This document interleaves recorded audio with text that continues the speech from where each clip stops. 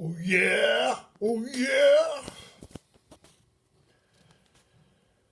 Today I'm going to talk about OA1, the first Oriental Adventures module, Swords of the Daimyo.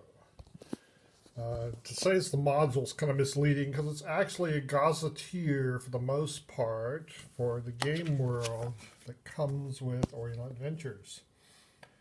Character, which originally was supposed to be part of Greyhawk, but they changed their mind and tacked it onto Forgotten Realms later.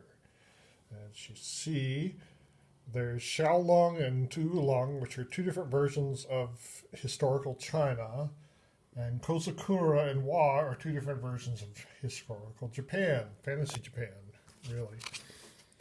So, let's go through the module. Yeah, so the first part of it is called Over the Waves We Will Go. And the premise of it is that you get your European characters to Oriental Adventures by sailing west across the ocean, and there's no new world to stop you. So the first thing you got to do is you got to pick a ship. So there are three possible captains. There's Alonso de Bartuala, and as you'll see, Alonso meets the characters over a meal where he displays outrageous table manners, slurping, belching, spitting, throwing scraps on the floor, and wiping his greasy fingers through his hair. He demands the most exorbitant price possible for his ship and passage, whichever is desired. Furthermore, he tells the characters they will have the pleasure of dining with him on the trip. So, that's your first choice. Second choice is Iawase of Kongani. He's a barbarian. Iwase is a wiry black man of unknown age. His face is weather-lined and cracked, but when he smiles, which is often, he breaks into a happy, youthful glow. His speech is thickly accented, almost incomprehensible at first. Sprinkled liberally throughout this conversation are foreign words and phrases he never explains. In addition to the sword carried on his side, he has a dirk strapped to his forearm. His clothes are a hodgepodge of styles and tastes, none of which match. Although good-humored, he has a quick temper and rules the ship with a savage, occasionally cruel discipline. Finally, there's Rupert Brock, a fighter. Brock's a healthy warrior in his 30s. He's neat in appearance. His clothes are simple and clean. His hair and beard, while long and clean and groomed, he's generally well-mannered, though not above using colorful language or flailing away in a barroom brawl. So those are your three choices for captains. And there's a map. It comes with a map here of your route to get from Europe to Oriental Adventures. There's a sea map with these different squares, sort of like hexes. In some places it takes a lot of hexes to get anywhere. Others you can move very fast. This is to simulate the ocean currents and the doldrums. So we go through this, and there's a chance that there's a mutiny. I've got some notes from my past here. There's different encounters you can have, like a lich captain and some tribesmen and a deserted island.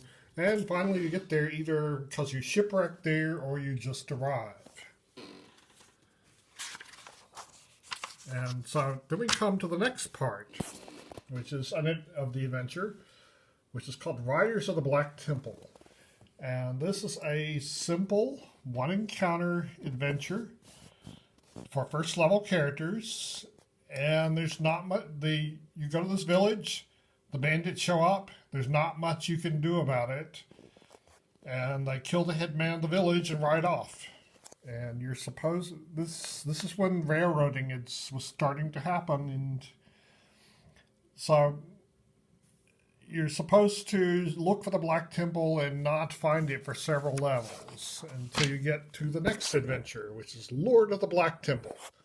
So this is for 48 characters of 3rd to 5th levels. So I would usually set this as 12,000 experience points, which ninjas would divide evenly between their two classes. And this would mean that characters would start off around 3rd or 4th level, depending on what class they were. And basically, you go to a village, and the bandits show up. And the bandits include the Dai Oni.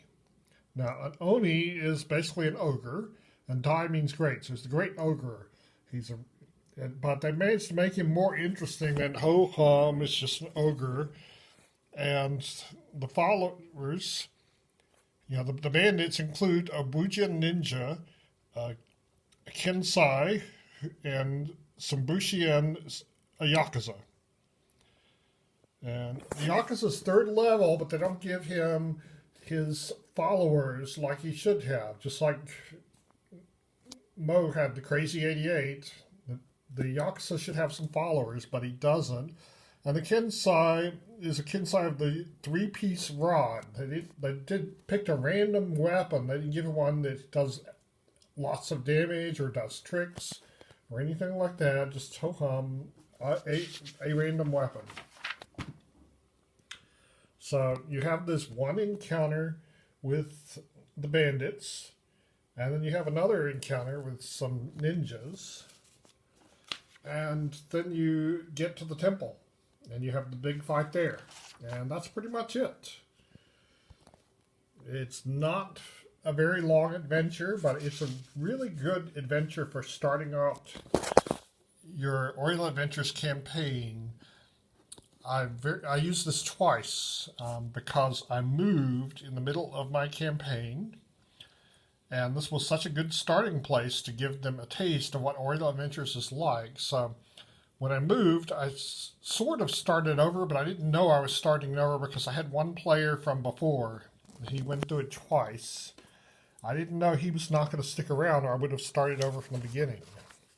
So after that, we get into the Gazetteer. There's a timeline of Kozakura, which, here it is. And then there's some new creatures which don't appear in this module at all. There's no reason.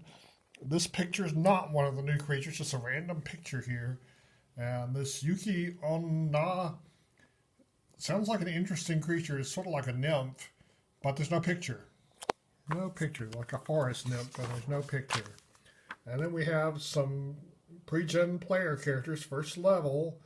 There's a Bamboo Spirit Folk Samurai, a human Kensai, a human Wujen Ninja, a Crab Hingyoke Bushi, a human Shukenja, a human Sohei, and a Korokaburu Yakuza. And I even have family charts for them. Here's the ninja family chart where the names of all of them have been omitted. That's kind of cute. Oh, I forgot there was a Korokabura Barbarian, too.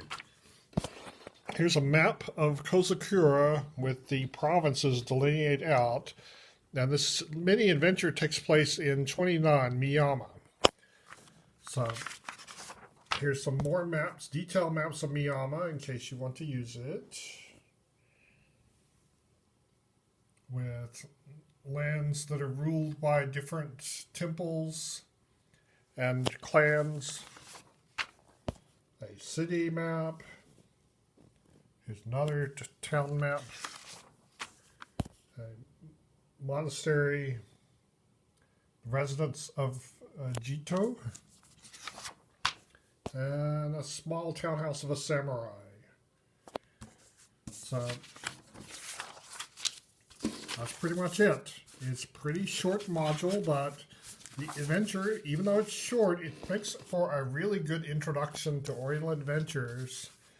So I recommend Swords of the Daimyo, written by Zeb Cook, who also wrote the Expert box set and did the ghostwriting for Oriental Adventures and wrote 2nd edition. So highly recommend this.